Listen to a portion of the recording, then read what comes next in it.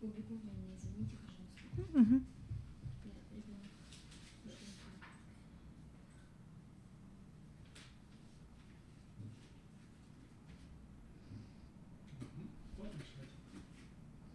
Здравствуйте, уважаемые коллеги! Начинаем второе заседание Республиканского методического объединения учителей математики. Тема сегодняшнего собрания – актуальные вопросы организации внеурочной работы с учащимися по математике. В повестку дня включены следующие вопросы. Общие аспекты организации внеурочной деятельности по математике. Из опыта организации внеурочной работы по математике в средней школе номер 12 города Сыктывкара. И такой вопрос, как Сириус – образовательный центр для одаренных детей. Переходим к первому вопросу. В современных условиях внеурочная деятельность по предмету математика приобретает новую актуальность. Это отмечается в следующих образовательных документах. Федеральный государственный образовательный стандарт основного общего образования закрепили обязательность организации внеурочной деятельности, определили ее цель. Данный вид деятельности проводится для обеспечения индивидуальных потребностей обучающихся.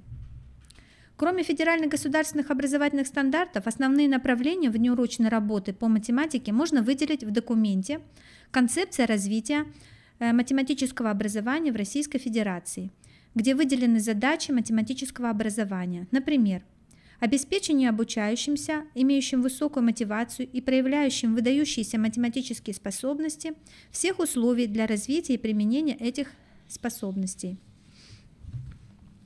Популяризация математических знаний и математического образования не только среди учащихся, но и родителей и общественности. В профессиональном стандарте «Педагог, учитель математики» отмечается, что учителю математики рекомендуется реализовать в своей деятельности такие процессы, как организация олимпиад, турниров, конференций, математических игр, которые также являются различными формами внеурочной работы. Итак, под внеурочной деятельностью по предмету следует понимать образовательную деятельность, направленную на достижение планируемых результатов, освоение основной образовательной программы основного общего образования, личностных, предметных и метапредметных. Выделим задачи внеурочной работы по математике. Это развитие интереса к изучению математических дисциплин, углубление и расширение математических знаний, умений и навыков учащихся, развитие логического мышления, математической зоркости, математической интуиции, смекалки и так далее, приобщение учащихся к творческой и исследовательской деятельности, а также, конечно, выявление одаренных детей, развитие их способностей и другие задачи. Следует отметить, что внеурочные формы обучения построены на принципе добровольности, проходят в более непринужденной, раскрепощенной по сравнению с уроком атмосфере, поэтому могут иметь более мягкий характер оценивания. Но организация внеурочной деятельности требует от учителя высокого уровня профессионального мастерства. Учитель должен не только иметь солидную математическую эрудицию, но и обладать такими необходимыми качествами, как контактность, педагогический такт, доброжелательность, иметь организаторские способности.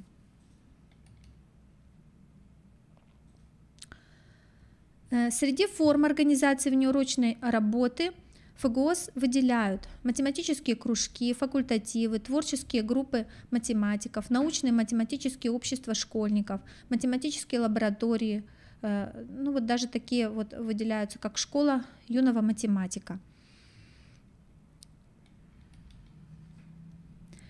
Другие формы организации внеурочного занятия, среди них можно отметить такие как математические соревнования, математические межпредметные конференции, математические праздники, устный журнал, дидактические игры, математические рефераты и сочинения, смотры знаний, проектная деятельность, ну и вот школьная математическая печать. Следует отметить, что внеурочная деятельность по математике является частью внеурочной деятельности по направлению общеинтеллектуальное развитие личности и планирует ее методическое объединение учителей. Планирование внеурочной деятельности называется рабочей программой курса внеурочной деятельности. Рабочие программы курсов внеурочной деятельности должны содержать результаты освоения курсов внеурочной деятельности, содержание курса с указанием форм организации видов деятельности, а также тематическое планирование. Мое сообщение дополнит, а также расскажет, как организована внеурочная деятельность по математике в школе номер 12 города Сыктывкара, заместитель директора по учебной работе Поздеева Валентина Тимофеевна. И мы переходим ко второму вопросу.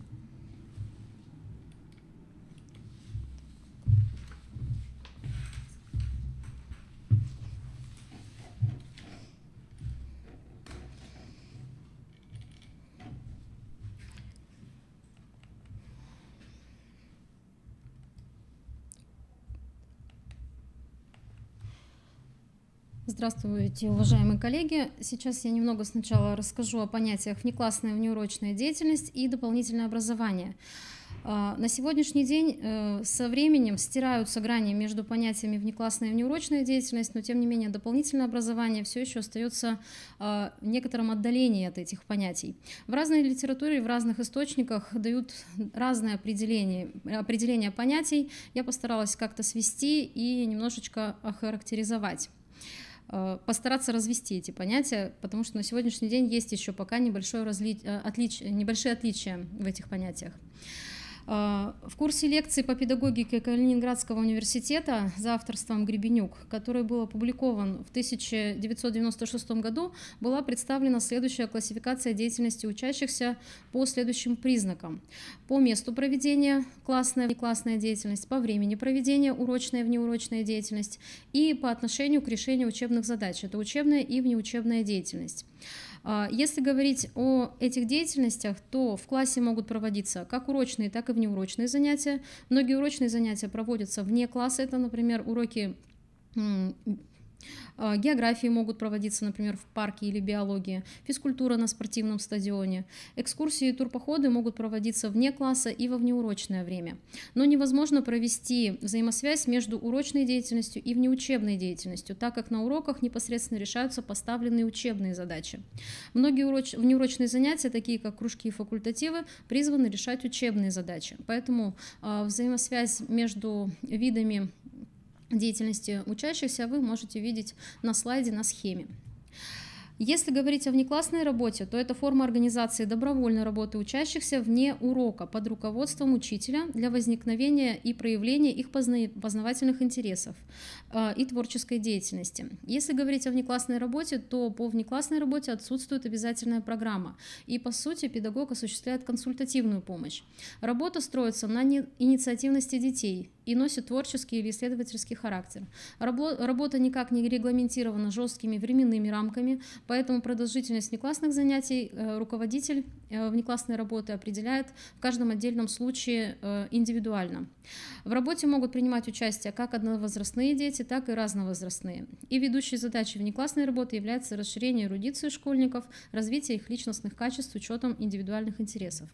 Если говорить о внеурочной деятельности, то внеурочная деятельность очень строго закреплена в Федеральном государственном образовательном стандарте. Это неотъемлемая часть образовательного процесса в школе, в полной мере способствующая реализации требований федеральных государственных образовательных стандартов на всех уровнях образования. Это образовательная деятельность, осуществляемая в отличных от классно-урочных форм и направленная на достижение результатов освоения основной образовательной программы. Внеурочная деятельность, как уже было сказано, является частью основной образовательной программы. Формы организации также определены государственным образовательным стандартом. Также предъявляются требования к нагрузке обучающихся. Если обратиться к стандарту, то количество часов, которые выделены на внеурочную деятельность, составляют за 5 лет обучения не более 1750 часов, в год не более 350 часов. Поэтому недельная нагрузка на одного обучающегося составляет не более 10 часов.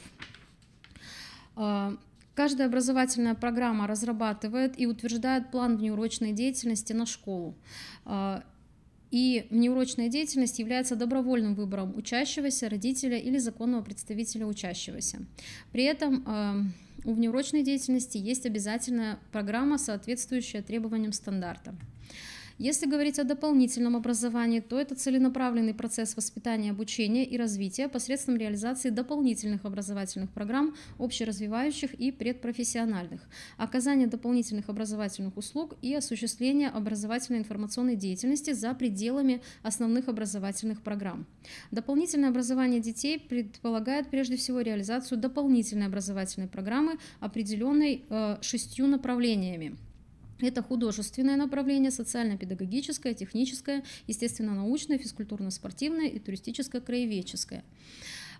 Дополнительное образование может реализовываться как в школе, то есть есть дополнительные образовательные программы внутри школы, как правило, это кружки, и есть дополнительное образование в смежных организациях, например, спортивные школы, или всякие образовательные центры, там тоже может реализовываться дополнительное образование учащихся.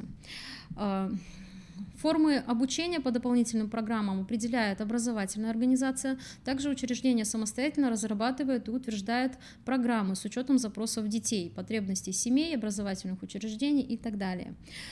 Также у дополнительной образовательной программы есть четкая структура. Должен быть титульный лист, пояснительная записка, учебно-тематический план, содержание учебного плана, формы аттестации, оценочные материалы, а также организационно-педагогические условия реализации. Это обязательные требования к дополнительному образованию. В целом, если говорить о воспитании и образовании учащегося, то можно проследить это все вот на такой схеме.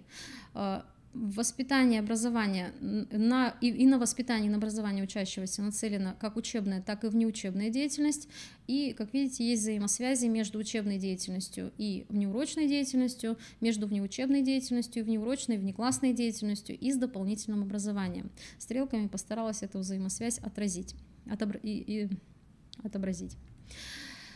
Теперь обратимся к вопросу внеурочной деятельности по предмету, в частности, как реализована эта деятельность в нашей школе, в школе номер 12 города Сыктывкара. Небольшая выдержка из ФГОС основного общего образования, опять же определение, что такое внеурочная деятельность, по каким направлениям она реализуется и в каких формах. И выдержка из пункта 18.2.2, где содержится требования к программе курса внеурочной деятельности.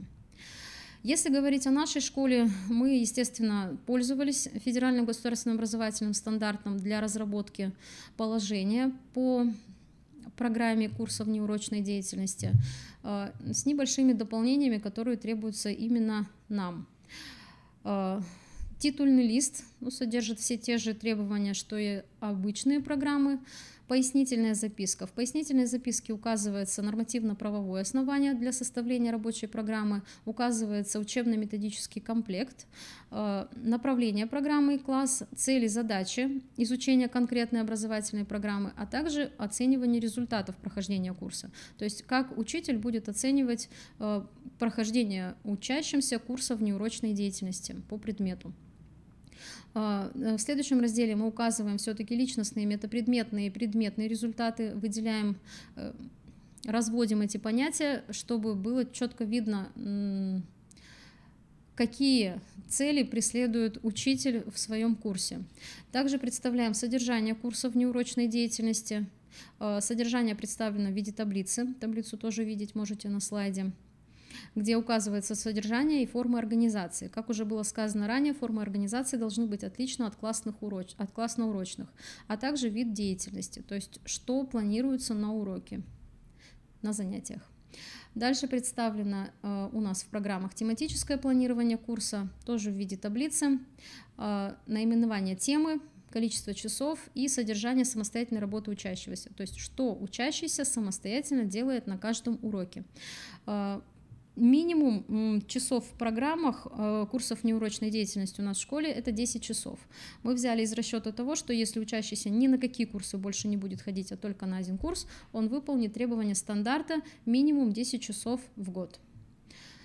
Недельная нагрузка 10 часов. Соответственно, мы взяли для программ по 10 часов. И продемонстрирую разработанные программы, в частности, программа, которая разработана мной, это решение финансово-экономических задач для среднего общего образования 10-11 класс.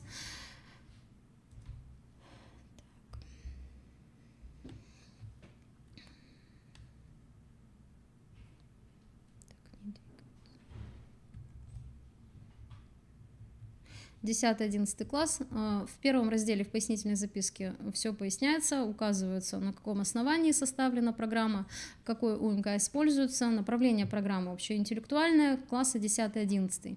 Дальше представлены цели изучения данного курса и задачи. По итогам предполагается проведение зачета.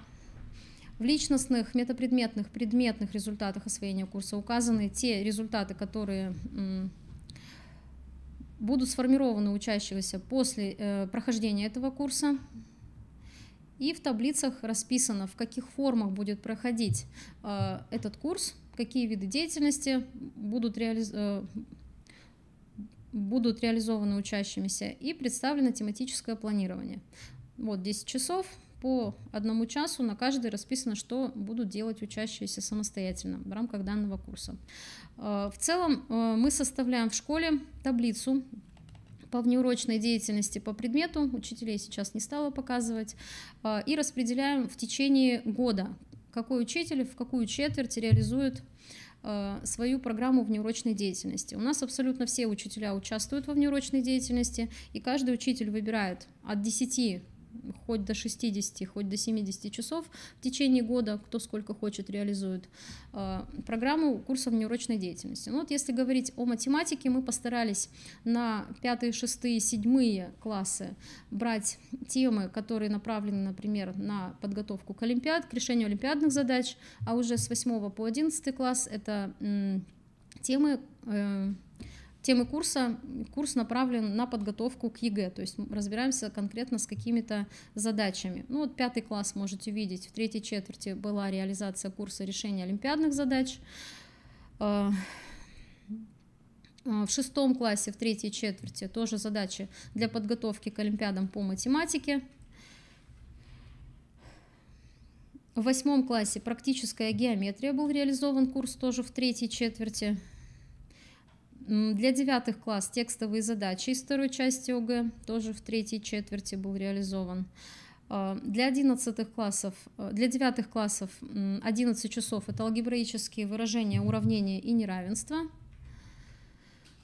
Приемы решения уравнений повышенного уровня сложности 10-11 класс и 2 курса тоже для 10-11 класса, тоже в разные четверти. Это решение стереометрических задач методом координат и решение финансово-экономических задач. В целом, если проследить по таблице, то многие учителя по другим предметам, отличным от математики, выбирают достаточно интересные темы. То есть учащихся это может заинтересовать. Вот, например, по истории, памятники истории и культуры Сыктывкара. То есть не обязательно выбирать для подготовки к ЕГЭ и олимпиадам, можно брать абсолютно сторонние темы для реализации внеурочки. Главное, чтобы была потребность у учащихся к этому виду деятельности.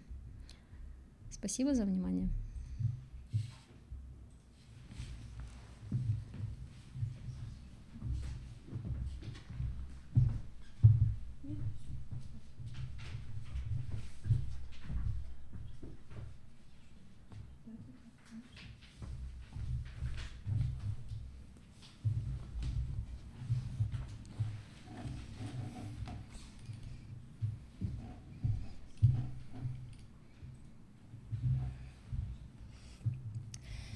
Здравствуйте, уважаемые коллеги. Я учитель математики, МАУ «Технологический лицей» города Сыктывкара.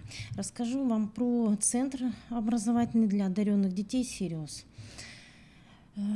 Образовательный центр «Сириус» в городе Сочи был создан образовательным фондом «Талант и успех» на базе олимпийской инфраструктуры по инициативе президента Российской Федерации Владимира Владимировича Путина. Фонд учрежден 24 декабря 2014 года выдающимися российскими деятелями науки, спорта и искусства. Свою деятельность Центр ведет на основании устава фонда и лицензии на осуществление образовательной деятельности при поддержке и координации Министерства образования и науки Российской Федерации, Министерства спорта Российской Федерации и Министерства культуры Российской Федерации. Образовательный центр «Сириус» направлен на развитие 3 направлений. Это спорт, искусство и наука.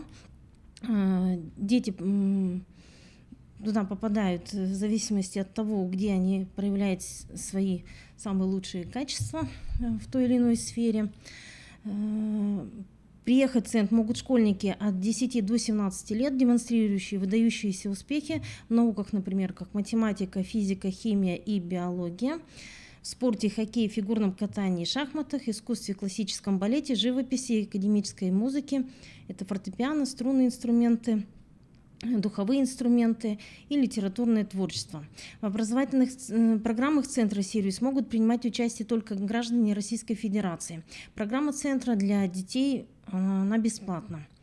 На данном слайде вы видите, это один из зданий. Всего зданий у «Сириуса» на данный момент насчитывает 42 объекта.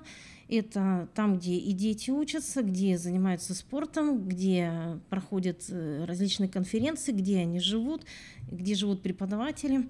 На данном слайде вы видите научный центр, в котором я была. Научный центр очень огромное здание, примерно занимает по площади 5 футбольных полей. На первом этаже разграничение есть, направления, где что расположено, где лаборатории, где учебные кабинеты. На территории научного центра проводятся различные мероприятия. Это выставки работ у детей, это различные игры, какие-то конкурсы, соревнования в тот момент, когда дети присутствуют той или иной смены. По всему коридору расположено очень много стендов, различных макетов, которые можно посмотреть, различные стенды с информацией, что происходило за данный период времени, откуда детки туда попадают, с каких районов, в каком количестве. На территории научного центра есть так называемый отдел, называется «Умный город», где представлены самые новейшие достижения. Для науки мы в основном смотрели. На данных слайдах вы видите цветы, которые растут без использования почвы, то есть на гидропонике. Них исследуют. Некоторые растения, видите, живут достаточно хорошо в перевернутом состоянии. Достаточно их только поливают капельным путем, и вот прекрасно себя чувствуют. Помощников там очень много, смен достаточно. Также там детки разрабатывают различные аппараты для тех, которые ограничены в своей деятельности. Например, нам показывали управляемые взглядом танки для тех, которые не могут говорить, для глухонемых. Достаточно только глазами показывать направление, и объект движется. Разрабатывают программы для тех, которые даже им трудно, например, даже глазами что-либо сделать, они могут только дышать, да, дыхательный интерфейс, и они тем самым могут даже писать какие-то фразы, предложения с помощью специальных программ. Детки на территории центра изготавливают различные модели чего-либо. Вот, вы видите даже движущиеся объекты, потому что здание большое, они могут перемещаться на них. Вы видите интерактивная классная доска, новая совершенная, да, рабочее место учителя, как примерно должно выглядеть, наверное, в ближайшем будущем, надеемся. Так, на территории очень много лабораторий, особенно те, которые увлекаются химией и биологией, это просто там кладезь всего, что они там только не видят и не делают. Те, которые любят заниматься гончарными делами, там все суперсовременное, и печи различные, и станки. Нам все это показывали, просто замечательно. Очень много есть 3D-принтеров, которые работают с разными материалами. На данном слайде вы видите по коридору расположены стенды с тем, что дети с командой разрабатывали в свою смену. Вот некоторые из них, достаточно много. Это некоторая группа руководителей проекта. Обязательно должны быть эксперты и команда, состоящая из детей какой-либо смены. Так, Наталья Павловна, вот как вы попали в этот центр? Сейчас все расскажу. Да. Потому что очень интересно и это Могут полезно, еще, чтобы да? учителя узнали об этом, Да. что туда могут попасть Могут дети, попасть, да. любой ребенок, получается, да? Не Как вы попали? Не совсем. Не- не Сейчас я любой, но расскажу. Достойный. Ну, просто хотелось показать, как у них там все устроено. Вот можно посмотреть, где они иногда проводят конференции таких на мягких сиденьях, вот полосатенькие. Могут посидеть, вот поразговаривать отдельно как-то вот или почитать книжку. Каждый день у них занят определенным направлением. Я попала туда в январе месяце на курсы, которые назывались «Взаимодействие основного и дополнительного математического образования как условие для развития профильной одаренности школьников». Основными руководителями, которые нам проводили эти курсы, как вы видите, Акаханов Назар Хандельгевич, заслуженный работник высшей школы, ну и также является членом консультативного совета Международной математической олимпиады. Очень много книжек, которые я использую в своей работе для подготовки к олимпиадам. Его фамилия очень часто встречается как одного из авторов. Труфанова Елена Анатольевна, видите, учитель математики города Калининград, супер женщина, просто слушала бы ее и слушала. Вот, не зря она является лучшим учителем России. Емельянов Лев Александрович, он больше с геометрией.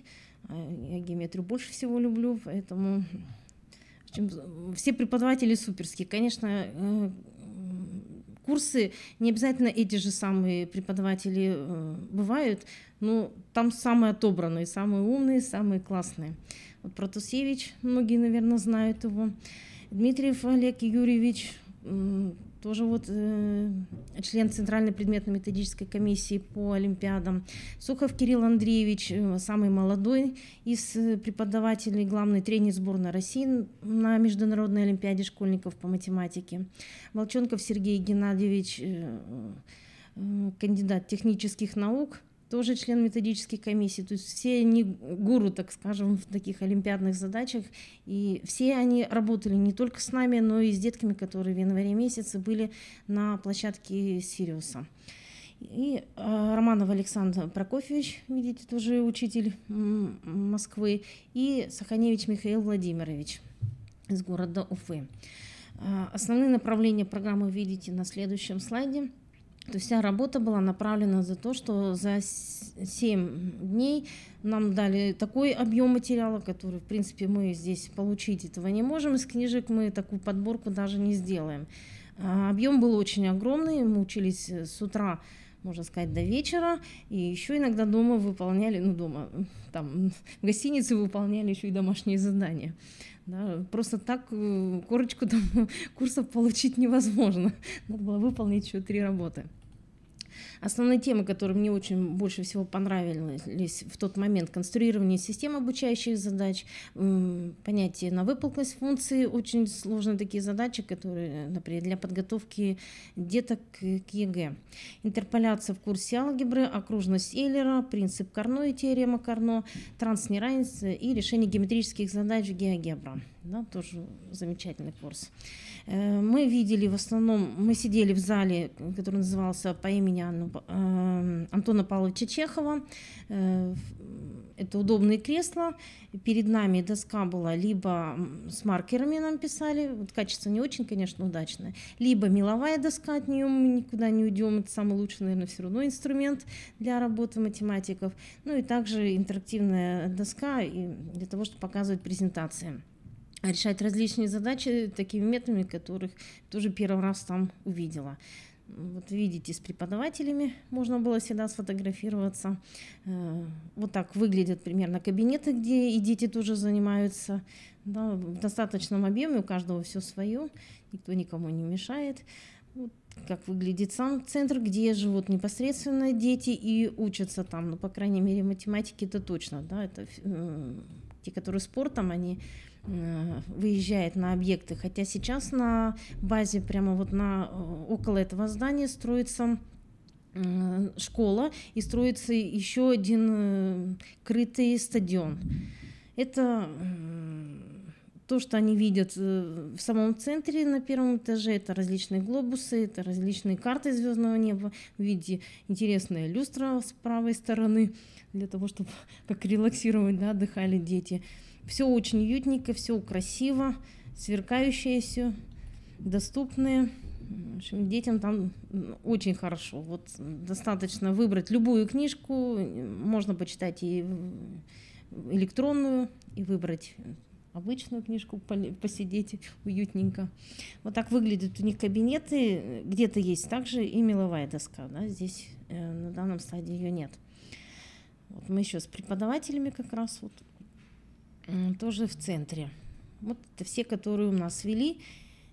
Получение свидетельств о прохождении курсов. И вот весь мой курс вместе с преподавателями. Для того, чтобы попасть туда, можно вам зайти на сайт Sirius, да, выбрать, вы видите вкладочку «Слово педагогам», найти образовательные программы, высвечивается выбор. Каждый с периодичностью вот несколько там дней, иногда месяцев происходят те или иные курсы, поэтому можно просматривать, появляются разные предметы, в том числе и математика. Значит, первый раз вот я ездила, это январь, сейчас предложили участвовать еще раз в конкурсе, и для тех, кто пройдет порядок отбора на программу, поехать на курсы. Вот с 5 по 12 июня пройдут курсы приобщения к математическому творчеству, традиции, тенденции, возможности основного и дополнительного математического образования. Для того, чтобы туда попасть, вы видите, нужно было оформить заявку для участия в программе до 23 апреля. После этого в определенные сроки нужно было выполнять задания. Первый раз, когда я ездила в декабре, нужно было выполнить, вот вы видите на слайде, дистанционное задание, дается в течение 3 дней рабочих. Задания оформляются либо в Word, либо в PDF-формате и высылаются до определенного времени. Через несколько дней уже появлялась информация о том, кто прошел на данные курсы. Это вы видите задания, которые были для январской смены. Чуть попозже я покажу вот это задание для смены, которая сейчас в июне. Задания полностью поменялись, их стало гораздо больше, и как эксперты тут уже ставить нужно баллы. В этот раз можно было участвовать не только в одном конкурсе для того, чтобы попасть туда. Второй вариант был – это дистанционный тур для решения еще олимпиадных задач, так, скажем, за 3 часа.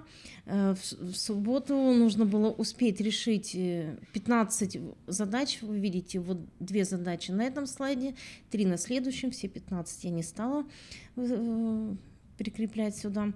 Нужно было решить и написать ответы или несколько ответов.